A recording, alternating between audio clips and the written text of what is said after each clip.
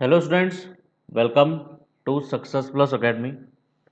देखिए, पहले हम जो इंट्रोडक्शनरी पार्ट था हमारा, introduction and type of estimate, वो हम कवर कर चुके हैं। Right, introduction and type of estimate हम कवर कर चुके हैं। इंट्रोडक्शन के तकरीबन हमने 100 से लेकर 150 के आसपास तक क्वेश्चन सोल्व किए थे। अब जो नया टॉपिक है वो है रेट एनालिसिस। अब हम सोल्व कर रहे हैं इस वाली वीडियो में क्वेश्चन रेट एनालिसिस के।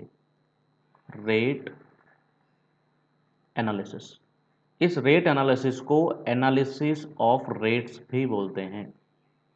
एनालिसिस ऑफ रेट्स भी बोलते हैं। देखिए, पिछले वाले वीडियो में या सॉरी पिछले वाले चैप्टर में जो चीज़ें थी ज़्यादातर याद रखने वाली चीज़ें थी, फैक्ट्स थे। यहाँ फैक्ट्स कम है। यहाँ आपको न्यूमेरिकल सॉल्व करने हैं, मतलब कैलकुलेटिव चीज़ें आएंगी। बहुत ज़्यादा बड़े न्यूमेरिकल नहीं है, छोटे छोटे से न्यूमेरिकल्स हैं, लेकिन मतलब आपको सोल्व करना पड़ेगा, कहने का मतलब ये है। तो क्वेश्चन देखिए, एसएससी जे 2012 में आया था। अब बार बार बताने की जरूरत नहीं होनी चाहिए, यहाँ पे साइड में सबके ईयर लिखा हुआ है कि कौन सा क्वेश्चन किस में पूछा गया था। तो हम क्वेश्चन पे आते हैं सीधा। The cross section of a strip footing is shown below. Cross section दिखाया हुआ है स्ट्रिप फुटिंग का, जिसमें से इस वाले पोर्शन में दिखाया हुआ है इन्होंने। अब देखिए, जो थिकनेस है, तो जितना थिकनेस ये वाला सॉरी जितना विड्थ इस वाले पोर्शन का है, उतना विड्थ बराबर है यहाँ से लेके यहाँ तक। उतना विड्थ यहाँ से लेके यहाँ तक बराबर है। मतलब इस वाले पोर्शन का भी कितना होगा, 750 mm। इसका भी साइज जो है बी जो है 750 होगा। इस वाले पोर्शन में 75 थिकनेस है। बी एफ एस का मतलब होता है brick brick flat soling. Brick flat soling, इसका थिकनेस कितना दिया हुआ है, 75 इसमें ये जो साइन होता है, ये साइन मैंने पहले बताया था आपको, ये वाला जो साइन होता है ट्राइंगल छोटे छोटे से, ये होता है पीसीसी का। और जो इस तरीके के साइन है, ये वाला जो साइन है, ये साइन होता है किसका, मैसनरी का। ये साइन होता है आपका मैसनरी का। अब देखिए क्वेश्चन क्या कहता है। All the dimensions are in okay. The quantity of 150 thick PCC 136 per metre is. पहले तो जो ये रेशो दिया होता है ना इस तरह से, 1:समथिंग, तो सबसे पहले इसमें सीमेंट होता है, फिर इसमें सैंड होता है, फिर इसमें एग्रीगेट होता है। अब ये पूछ रहा है पीसीसी जो है 150 तो पीसीसी का पर मीटर क्वांटिटी कितना होगा। क्वांटिटी के लिए आपको क्या चाहिए, मतलब वॉल्यूम चाहिए। तो क्वांटिटी क्या होगा, L into B into H. Per metre का मतलब एल का वैल्यू कितना, 1 मीटर। पीसीसी का बी कितना रहेगा, पीसीसी इसमें हो रखा है, पीसीसी इस वाले डायमेंशन में है, पीसीसी इस वाले डायमेंशन में है, तो बी कितना हो जाएगा 0.75। और एच कितना कह रखा है ये 150 थिक, तो 0.15, 0.15 ओके।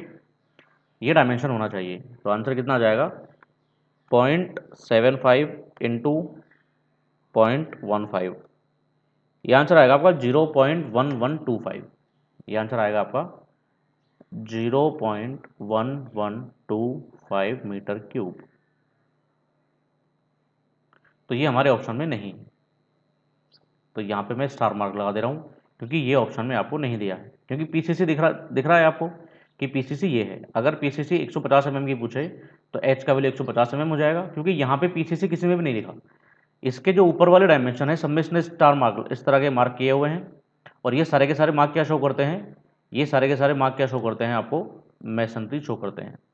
ये सारे के सारे मार्क आपको मैसनरी शो करते हैं। हाँ, अगर इसमें वो कहता कि इसमें कुछ अलग है या इसमें कुछ अलग है, जैसे सपोज आपको कह देता कि इस वाले पोर्शन में पीसीसी है, ये 150 थिकनेस है, और इसमें आपसे पीसीसी कह देता मान लीजिए, तो इस पीसीसी का क्वांटिटी कितना हो जाता, 0.625 इंटू 0.15 इंटू 1। इसका आंसर 0.094 के आसपास आता। लेकिन जो पीसीसी है वो इसमें है, इतने विड्थ में पीसीसी है, और इसके कॉरस्पॉन्डिंग कोई भी आंसर नहीं दिया हुआ, इस वजह से मैं इसको स्टार मार्क कर रहा हूँ। अगला क्वेश्चन देखिए, अगला क्वेश्चन देखिए, question number 2। The number of brick conventional size, number of brick कैसा, conventional size required for 1 square metre of brick on edge soling is. सबसे पहली बात तो हमने लास्ट वाले लेक्चर में भी एक क्वेश्चन इस तरीके का किया था, जहां पे आपको फ्लैट सोलिंग मैंने बताई थी। फ्लैट सोलिंग का मतलब क्या है कि अगर ब्रिक आपका जो साइज इस तरीके का है, ये ब्रिक है, ठीक है, ये ब्रिक है और एक कन्वेंशनल साइज का ब्रिक है। कन्वेंशनल साइज के ब्रिक की डायमेंशंस कुछ अलग होती हैं, लगभग 250 mm, ठीक है, लगभग 250 mm। और इसकी जो थिकनेस होती है, इसकी जो थिकनेस होती है, ये मैंने पहले ही बताया तुमको कि इस वाले ब्रिक की जो थिकनेस होगी वो थिकनेस होती है तकरीबन 75 mm के आसपास, लगभग 75 mm के आसपास। तो ये वाला जो पोर्शन है कन्वेंशनल साइज का, ये कितना होता है 75 mm। क्लियर, ये कितना होता है आपका 75 mm। और जो ये वाला पोर्शन होता है जिसका विड्थ होता है, ये होता है तकरीबन 125 mm के आसपास, ये होता है आपका 125 mm के आसपास। तो ये कन्वेंशनल ब्रिक है, ये क्या है कन्वेंशनल ब्रिक है, जिसका साइज होता है 250 इंटू लगभग 125 इंटू 75 mm। और ये जो साइज है, ये साइज है आफ्टर मोर्टार, ये साइज है after application of mortar, after application of mortar. अब इन भाई साहब ने पूछा है एज सोलिंग। अब हमको देखना ये है कि एज सोलिंग होता क्या है। देखिए, मैंने तुमको पहले भी एक बार बताया था कि फ्लैट सोलिंग क्या होता है। अगर मान लीजिए ये तुम्हारा साइज है किसी प्लॉट का जिसमें आपको फ्लैट सोलिंग करनी है, तो फ्लैट सोलिंग करने के लिए आपको ईंट को इस तरह से डालना पड़ेगा, तो इस तरह से ईंट बिछानी पड़ेगी जिसका साइज क्या हो जाएगा 250 इंटू वट 125। तो फ्लैट सोलिंग में हम ब्रिक्स को इस तरह से डाल देंगे, फ्लैट सोलिंग में हम ब्रिक्स को इस तरह से डाल देंगे, इस तरह से डाल देंगे, जो भी डायमेंशन होगी उसके अकॉर्डिंग हम ब्रिक्स को इस तरह से डाल देंगे, ब्रिक्स को इस तरह से डाल देंगे। क्लियर है। तो ये तो हो जाएगा फ्लैट सोलिंग वाला केस, ये हो जाएगा फ्लैट सोलिंग केस। अगर इस प्लॉट की साइज मान लेते हैं कि L इंटू बी है, ये L और ये B है, तो नंबर ऑफ ब्रिक कितना आ जाता फ्लैट सोलिंग में, नंबर ऑफ ब्रिक आ जाता फ्लैट सोलिंग में B इंटू एल प्लॉट का एरिया डिवाइडेड बाय एक ब्रिक का एरिया, कितना हो जाता 0.25 इंटू 0.125। तो जो भी आंसर आता है वो आपका इतने ब्रिक आ जाते हैं फ्लैट सोलिंग में। अब देखिए हमसे पूछा क्या है, हमसे इसने फ्लैट सोलिंग नहीं पूछा, हमसे इसने फ्लैट सोलिंग नहीं पूछा, हमसे इसने क्या पूछा है एज सोलिंग पूछा है। तो एज सोलिंग में देखिए ईंटें कुछ इस तरह से आएंगी, जैसे ये प्लॉट का एरिया है, जैसे सपोज ये प्लॉट का एरिया है। अब जो ईंट है वो ईंट आपको इस तरह से डालनी पड़ेगी, वो ईंट आएंगी इस तरह से, वो ईंट आएंगी इस तरह से। जैसे अगर मैं इसका वो दिखाऊं 3D व्यू, तो ये ईंट इस तरह से होगी, ये ईंट इस तरह से होगी। तो एज में क्या होगा, जो एज सोलिंग होगी उस एज सोलिंग में आपको ईंट इस तरह से डालनी पड़ेंगी। ये वाला जो पोर्शन आएगा, ये वाला जो पोर्शन आएगा, इस वाले एरिया को मेरे को कंसिडर करना है, ये वाला एरिया इस तरह से ईंट रखी जाएंगी, खड़ी ईंट रखी जाएंगी मतलब, ठीक है। तो ये वाला जो एरिया होगा, ये वाला एरिया जो मैंने शेड किया हुआ है, ये वाला एरिया इफेक्टिव होगा। मतलब ये वाले डायमेंशन कितना 250 mm और ये वाला डायमेंशन कितना 75 mm। अब आपको ईंटों को कुछ इस तरह रखना होगा, अब आपको ईंटों को कुछ इस तरह से रखना होगा, इस तरह से रखना होगा, ठीक है, इस तरह से रखना होगा, इस तरह से ईंटों को आपको रखना पड़ेगा। तो अगर अब प्लॉट का डायमेंशन मान लीजिए वही B इंटू एल है, प्लॉट का डायमेंशन B इंटू एल है, तो अब नंबर ऑफ ब्रिक कितने हो जाएंगे, अब हो जाएंगे number of brick is equal to plot का area B into L divided by एक ईंट का एरिया कौन सा लेंगे अब 0.25 इंटू 0.075। तो जो भी नंबर आएगा वो आ जाएगा, जो भी नंबर आएगा वो आ जाएगा, ठीक है। तो हमसे क्या कहा क्वेश्चन में, देखिए number of brick required for 1 metre square area, number of brick required for 1 metre square area. तो 1 मीटर स्क्वायर एरिया के लिए क्या किया जाए, सॉरी एक सेकेंड,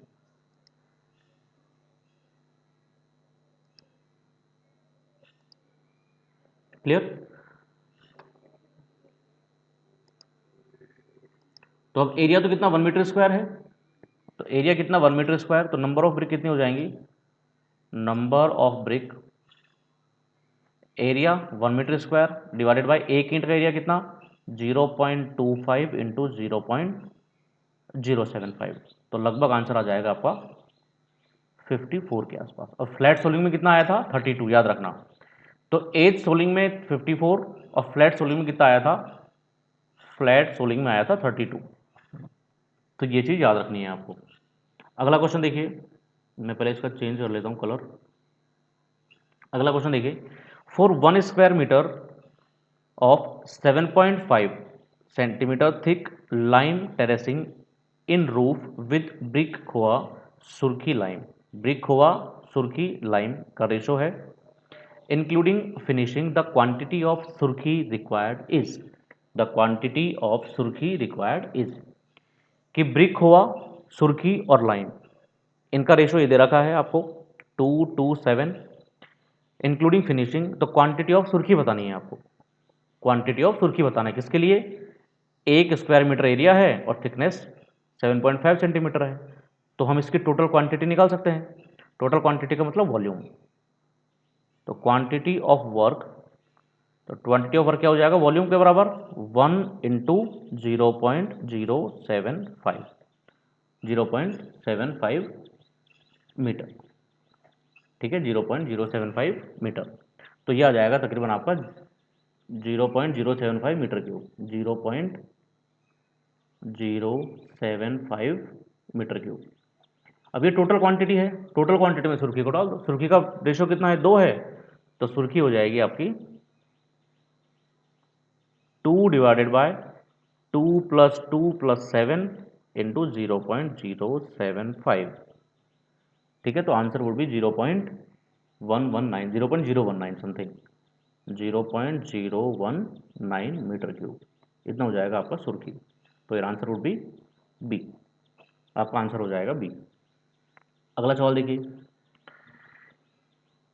अगला क्वेश्चन कह रहा है, in case of steel rolling shutter, in case of steel rolling shutter for the estimation of painted area the plain area is multiplied by. देखिए जब हम एस्टिमेट तैयार करते हैं तो कुछ एरिया बढ़ा के लेते हैं, जिस तरह से हमने क्वांटिटी अगर तुमको याद हो तो कंक्रीट की क्वांटिटी को 1.52 से मल्टीप्लाई किया था या 1.54 से मल्टीप्लाई करते हैं कई बार, ठीक है। इस तरह से प्लास्टर करते टाइम पे लगभग 20% एरिया एक्स्ट्रा लेते हैं या 20% एक्स्ट्रा जो क्वांटिटी है वो लेते हैं ड्राइंग के लिए। तो इस तरह से जब शटरिंग की बात होती है या रोल शटर की बात होती है, स्टील के वर्क की जब बात होती है, तो उसके प्लान एरिया को भी किसी फैक्टर से मल्टीप्लाई कर देते हैं और जो फैक्टर के बाद निकल के आता है उस एरिया के हिसाब से हम फिर क्वांटिटी कैलकुलेट करते हैं। तो इसमें पूछा है in case of steel rolling shutter for plan area. अब इसके लिए देखिए क्या करते हैं, इसका आंसर तो हो जाएगा 1.1, सी आंसर होता है। इसमें 2-3 चीज़ें आती हैं। अगर स्टील शटर है कोरुगेटेड, अगर कोरुगेटेड स्टील शटर है, कोरुगेटेड स्टील शटर आपको लिखा हुआ मिलेगा नाम, स्टील शटर अगर है तो इसके लिए मल्टीप्लाइंग फैक्टर काम में लेते या इंक्रीज करते हैं हम एरिया 10% के आसपास इंक्रीज करते हैं। तो स्टील शटर के लिए 10% इंक्रीज कर दिया। दूसरा है कोरुगेटेड एस्बेस्टस सीमेंट, अगर एरिया किसी का कोरुगेटेड एस्बेस्टस सीमेंट का है, एस्बेस्टस सीमेंट, तो एरिया को बढ़ा देते हैं लगभग 20%। और अगर सेमी कोरुगेटेड एस्बेस्टस है, ये आपको वर्ड लिखे मिलेंगे, सेमी कोरुगेटेड एस्बेस्टस अगर है तो एरिया को बढ़ा देते हैं 10%। तो यहाँ पे आपका कौन सा है, स्टील रोलिंग, स्टील शटर है। तो स्टील शटर को कितना बढ़ा देंगे, 10%। जब किसी चीज़ को 10% बढ़ाया जाता है तो 1.1 से मल्टीप्लाई किया जाता है। जब किसी चीज़ को अगर आप 10% बढ़ाओगे तो आप उसको मल्टीप्लाई करोगे 1.1 से। तो यार answer would be C. Next question है, the volume of cement required, the volume of cement required for 10 metre of brickwork, 10 metre of brick, ये क्या है कि 10 मीटर क्यूब है एक्चुअली, क्योंकि ब्रिक वर्क को हमेशा मीटर क्यूब में मेजर किया जाता है।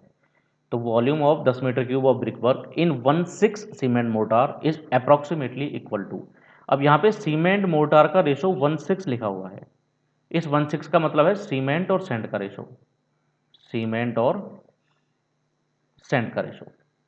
अब आपसे पूछा क्या है, वॉल्यूम ऑफ सीमेंट पूछा है, कितने में, 10 मीटर क्यूब ब्रिक वर्क में। हमने ये कहा था कि जो ब्रिक वर्क है, जब हम ब्रिक वर्क पढ़ा रहे थे, आप वीडियो देख सकते हो इसका, रेट एनालिसिस, तो जो ब्रिक वर्क है, ब्रिक वर्क में जो हम मोर्टार लेते हैं, ब्रिक वर्क में जो मोर्टार लिया जाता है ड्राई मोर्टार, ड्राई मोर्टार कितना लिया जाता है, लगभग 30% ऑफ वॉल्यूम, लगभग 30% ऑफ वॉल्यूम। तो total brick work 10 metre cube है, तो मोर्टार कितना हो जाएगा, तो quantity of mortar, quantity of mortar in 10 metre cube of brick work, how much, 30%, 10 का 30% कितना होता है, 3 मीटर क्यूब आ जाएगा। अब इस 3 मीटर क्यूब में सीमेंट का पोर्शन कितना होगा, 1/7 इंटू 3, तो आ जाएगा 3/7, आ जाएगा आपका 3/7, आंसर वुड बी ए, 3/7 आ जाएगा। Clear, next,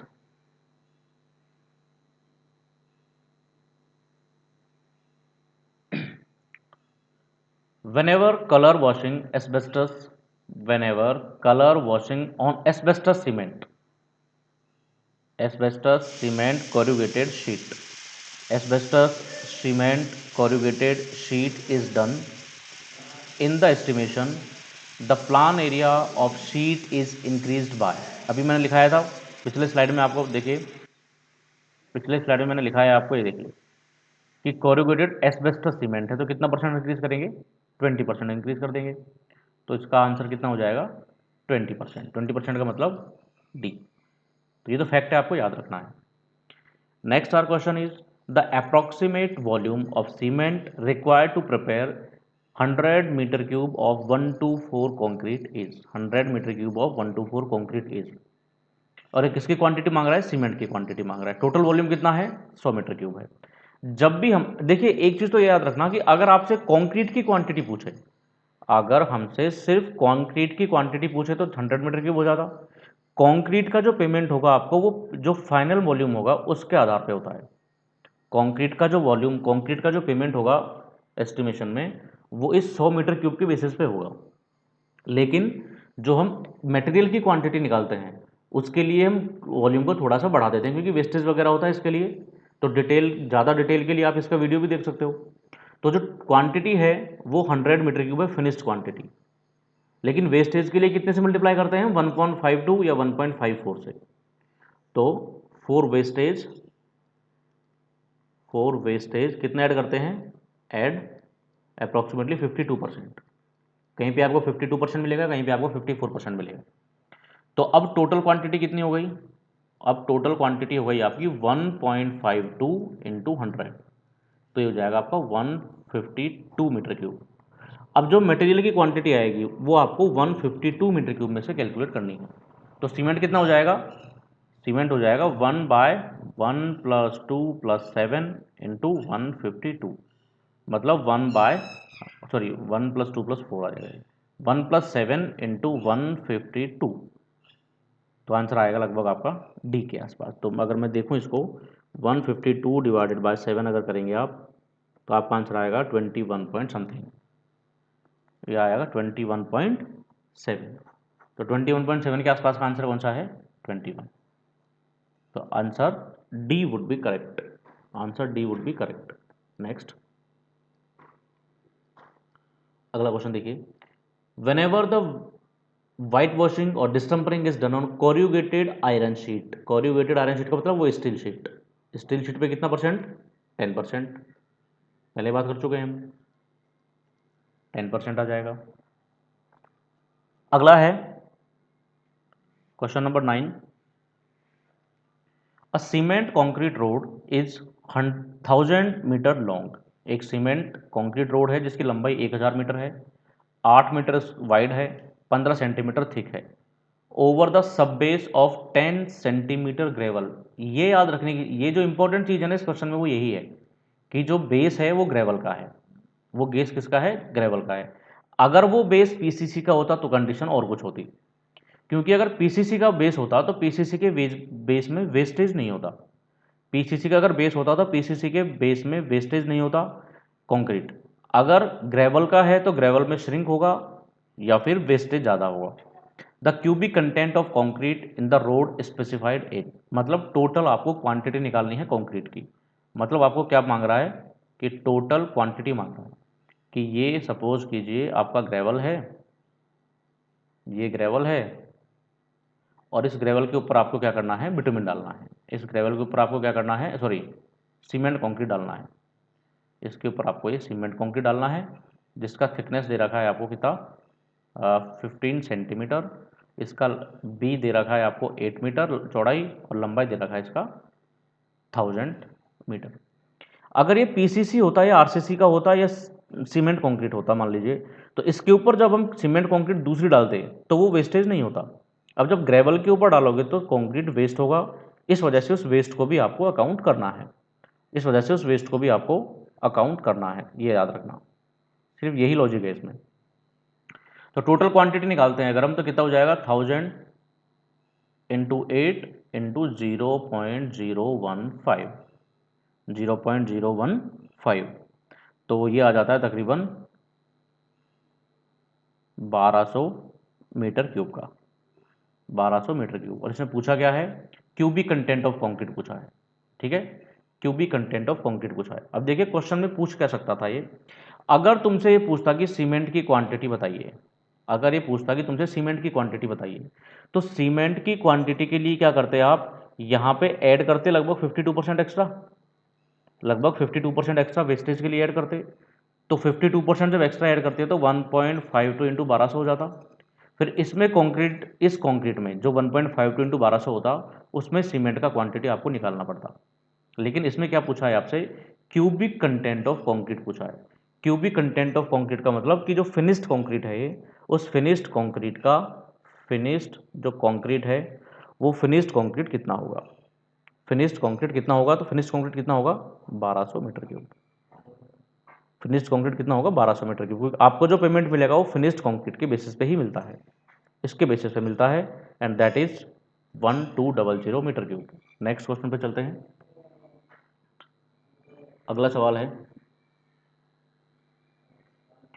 400 square metre cement concrete floor, 400, एक second, 400 square metre cement concrete 124 centimetre thick floor, the quantity of cement required is, quantity of cement required is, ठीक है।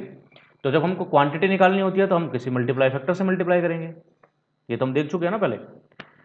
तो 100 स्क्वायर मीटर तो area है और 4 centimetre thick है, मतलब इसका वॉल्यूम कितना हो जाएगा या क्वांटिटी कितना हो जाएगा, 100 इंटू 0.04, 100 इंटू 0.04, तो ये आंसर आ जाएगा आपका 4 मीटर क्यूब। 4 मीटर क्यूब है, लेकिन इस 4 मीटर क्यूब को तकरीबन 50-52% के आसपास आपको एक्स्ट्रा ऐड करना पड़ेगा। ऐड लगभग अगर मैं 50% करूँ तो 50% एक्स्ट्रा,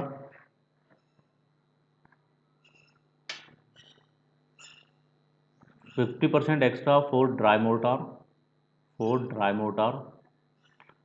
और अगर मैं यहाँ पे 10% ऐड करूँ for surface unevenness, for surface unevenness, तो आपका आंसर कितना हो जाएगा भाई, 4 मीटर है, 4 मीटर क्यूब, 4 मीटर क्यूब को 10% अगर अनइवननेस के लिए एक्स्ट्रा लेंगे हम, क्योंकि सीमेंट कंक्रीट की जो फ्लोरिंग होनी है, सीमेंट कंक्रीट की फ्लोरिंग किसी के ऊपर होगी, जैसे सोलिंग के ऊपर हो रही है, तो सोलिंग, जैसे ये सोलिंग किया हुआ है, ये सोलिंग किया हुआ है। अब इस जो सोलिंग की सरफेस है ये इवन सरफेस नहीं होती, सोलिंग की सरफेस इवन सरफेस नहीं होती, तो इस सरफेस को इवन करने के लिए, इस सरफेस के अनइवननेस को खत्म करने के लिए कुछ सीमेंट कंक्रीट काम में आएगा। वो हमने ले लिया कि सपोज 10% के आसपास लेते हैं, सीमेंट कंक्रीट में सरफेस इवननेस के लिए लगभग 10% के आसपास लेते हैं, और 50-52% किसके लिए लेते हैं, श्रिंकेज और वेस्टेज के लिए लेते हैं। तो जब मैं 10% ऐड करूंगा, या एक ही साथ कर देता हूं मैं, तो 4 इंटू 1.1 10% हो गया, इंटू 1.5 ये 50% हो गया, तो ये आ जाएगा लगभग 6.688 मीटर क्यूब के आसपास आ गई टोटल क्वांटिटी। अब इस 6.8688 जो क्वांटिटी आया उसमें से सीमेंट का हिस्सा कितना होगा, 1/7 इंटू 6.688, तकरीबन 0.94 मीटर क्यूब के आसपास, ठीक है। तो आंसर आ जाएगा आपका C, your answer would be C. अगला क्वेश्चन देखिए, pick up the correct statement from the following, कौन कौन से स्टेटमेंट सही है, कौन से गलत है। In order to check up the average depth of excavation, dead mens are left at the midway of borrow pit. दूसरा स्टेटमेंट, The framework calculation in the excavation is made from the difference in levels obtained with a level. Okay. The earthwork done in excavation is to form the road embankment, include the formation of correct profile and depositing the soil in layers. ठीक है, okay. तो ये कहना क्या चाह रहा है, देखिए, ये भाई साहब ये कहना चाह रहे हैं कि अगर तुमने मान लीजिए, अगर तुमने इस तरीके का एक्सकवेशन किया, अगर तुमने इस तरीके का एक्सकवेशन किया, इस तरीके का एक्सकवेशन किया, तो किसी पर्टिकुलर लेंथ में आपने एक्सकवेट किया, यहाँ से लेके यहाँ तक आपने एक्सकवेट किया। तो एक्सकवेशन करने के लिए क्या करते हैं, इसके मिड में, क्योंकि जब मीन डेप्थ निकालते हैं, जब आप रोड एस्टिमेट पढ़ोगे तो पढ़ोगे कि मीन डेप्थ के लिए क्या करते हैं, यहाँ पे कुछ डेड एंड्स छोड़ दिए जाते हैं। डेड एंड्स का मतलब होता है जैसे कोई मान लीजिए ब्लॉक छोड़ दिया कंक्रीट का वगैरह वगैरह, इस तरह की चीज़ें, जिससे आपको ये वाला जो हाइट है, ये वाला हाइट आपको पता चल जाए। तो डेड एंड छोड़े जाते हैं।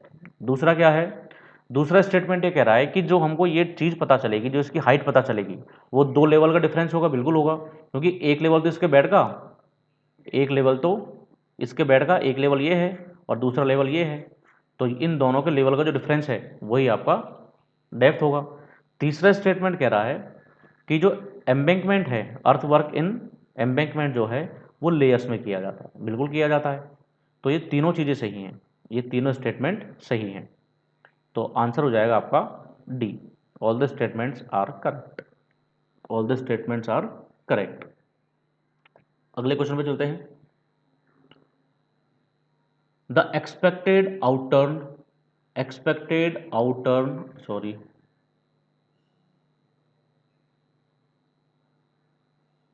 The expected outturn of 2.5 centimetre cement concrete floor पर मेसन पर डे, कि अगर सीमेंट कंक्रीट का फ्लोर है तो सीमेंट कंक्रीट के फ्लोर को एक मेसन कितना तैयार करता है एक दिन में।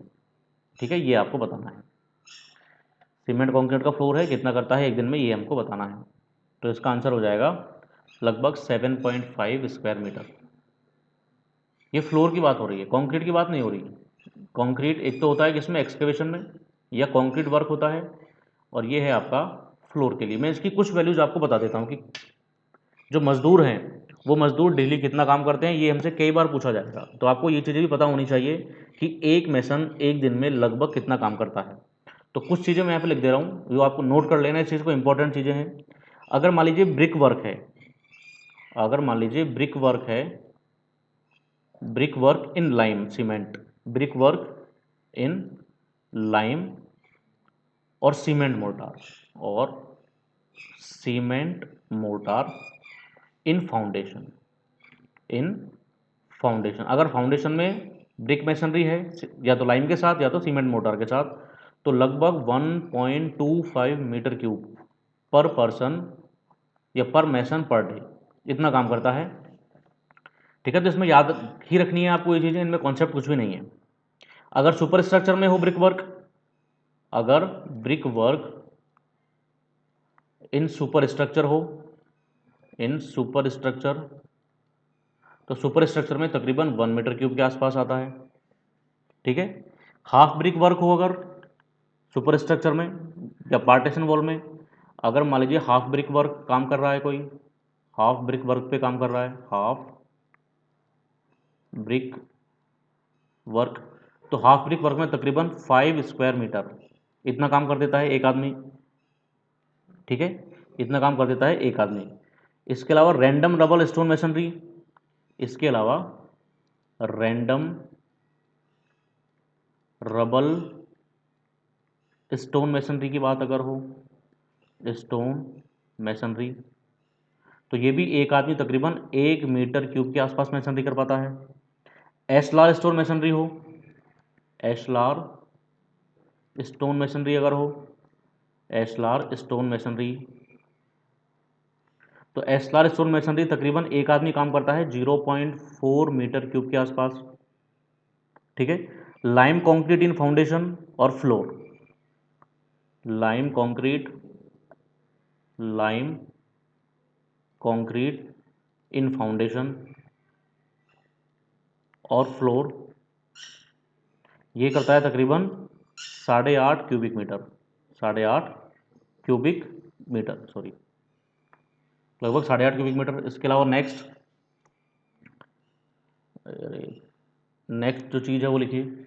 नेक्स्ट क्या करता है, ये आपको याद रखनी है, ये नोट कर लेना, मैं लिख के भी दे दूंगा आपको, लेकिन जो इंपॉर्टेंट चीज़ है वो मैं आपको यहीं पे बता देता हूँ, ठीक है। बाकी हम लिख भी लेंगे इन चीज़ों को। अगर मान लीजिए आरसीसी वर्क है या सीमेंट कंक्रीट है, अगर सीमेंट कंक्रीट है तो सीमेंट कंक्रीट तकरीबन 5 से लेके 7.5 क्यूबिक मीटर पर डे, पर पर्सन पर डे। अगर आरसीसी वर्क है, मान लीजिए अगर आरसीसी वर्क है तो आरसीसी वर्क एक आदमी काम करता है 3 cubic metre, 3 cubic metre per day, ठीक है। अगर मान लीजिए 12 mm का प्लास्टर है, अगर 12 mm प्लास्टर है तो 12 mm प्लास्टर को करता है लगभग 8 स्क्वायर मीटर, लगभग 8 स्क्वायर मीटर। अगर वाइट वॉशिंग हो, अगर वाइट वॉशिंग हो या कलर हो, 3 कोट, अगर 3 कोट तो लगभग 70 स्क्वायर मीटर। ये 3 कोट है, अगर सिंगल कोट होगा तो 70 का 3 गुना हो जाएगा, ठीक है। डिस्टम्परिंग अगर 1 कोट है, डिस्टम्पर, डिस्टम्पर अगर सिंगल कोट है तो तकरीबन ये होता है 35 मीटर स्क्वायर के आसपास करता है एक आदमी, ठीक है। तो ये चीज़ें आपको मतलब याद रखनी है। और थोड़ा सा और बता देता हूँ, अगर मान लीजिए एशलार स्टोन ड्रेसिंग है, एशलार स्टोन ड्रेसिंग अगर है, देखिए ब्रिक ये मेसनरी अलग होती है, ड्रेसिंग अलग होती है। ड्रेसिंग अगर है तो ये 0.7 मीटर क्यूब इतने पत्थर का काम कर देता है। अर्थ work in excavation, earth work in excavation in ordinary soil, in ordinary soil, ordinary soil में अगर एक्सकवेशन है तो वो काम कर देता है तकरीबन 3 मीटर क्यूब के आसपास। अगर हार्ड सॉइल में है अर्थ work in excavation in hard soil, तो हार्ड सॉइल में तकरीबन 2 मीटर क्यूब के आसपास का एक्सकवेशन कर देता है, ठीक है। इसके अलावा अर्थ work in excavation in rock, तो रॉक में तकरीबन 1 मीटर क्यूब के आसपास का एक्सकवेशन कर देता है, ठीक है। इसके अलावा अगर और देखें, और चीज़ अगर देखते हैं तो एक दो चीज़ और लिख लीजिए। Number of BRICS, number of BRICS led by a person, led by a person, तो एक दिन में 600 ईंट लगा देता है एक मिस्त्री, ठीक है। लेकिन इसमें एक क्वेश्चन और पूछा जाता है कि एक मजदूर एक दिन में कितनी ईंट डिलीवर करता है। Number of brick deliver by a मजदूर, लगभग 4000 ईंटें, लगभग 4000 ब्रिक, ठीक है। और ये 10 मीटर की लेंथ, 10 मीटर तक की ड्यूरेशन, 10 मीटर तक की लेंथ के लिए है कि अगर 10 मीटर दूर से ईंट ला रहा है तो लगभग 4000 ईंट डिलीवर कर देता है एक आदमी एक दिन में। क्लियर। अब अगर मोर्टार डिलीवर की बात हो, अगर मोर्टार की बात हो, mortar delivered by a person, एक दिन में एक आदमी तकरीबन 5.5 मीटर क्यूब के आसपास का मोर्टार कर देता है डिलीवर। तो यहाँ पे कंफ्यूजिंग फैक्टर है, अगर आपसे पूछे कि एक मिस्त्री कितनी ईंट लगाता है एक दिन में तो लगभग 600, और एक मजदूर कितनी ईंट डिलीवर करता है तो तकरीबन 4000। तो इन चीज़ों का याद रखना, इन चीज़ों को याद रखना। तो अगला क्वेश्चन देखिए, question number 13। The covered area of a proposed building is 150 metre square and it includes a rear courtyard of 5 meter into 4 meter. If prevailing plinth area rate is 1250 per meter square, what is its cost? तो देखिए पहले तो plinth area की इसने coast दी हुई है, plinth area का rate दिया हुआ है। तो प्लिंथ एरिया होता क्या है, total covered built up area. Plinth area क्या होता है, total covered area, total covered area. तो बिल्टअप एरिया कवर्ड हो या नहीं हो इस बात की कोई गारंटी नहीं है, क्योंकि अगर कोर्टयार्ड है तो कोर्टयार्ड कवर एरिया नहीं होता। तो कोर्टयार्ड के एरिया को घटा दो इसमें से, तो प्लिंथ एरिया आ जाएगा 150 माइनस 5 × 4 का मतलब 20, तो आ जाएगा 130 मीटर स्क्वायर। तो ये तो टोटल एरिया है, और रेट क्या है 1250। तो इसको अगर रेट से मल्टीप्लाई कर देते हैं 1250 से, तो आपका आंसर आ जाएगा कितना 162,500, 162,500। तो your answer would be B. तो इस वाले वीडियो में सिर्फ इतना ही, बाकी के क्वेश्चन नेक्स्ट वाले वीडियो में सॉल्व करेंगे। Thank you so much, have a good day.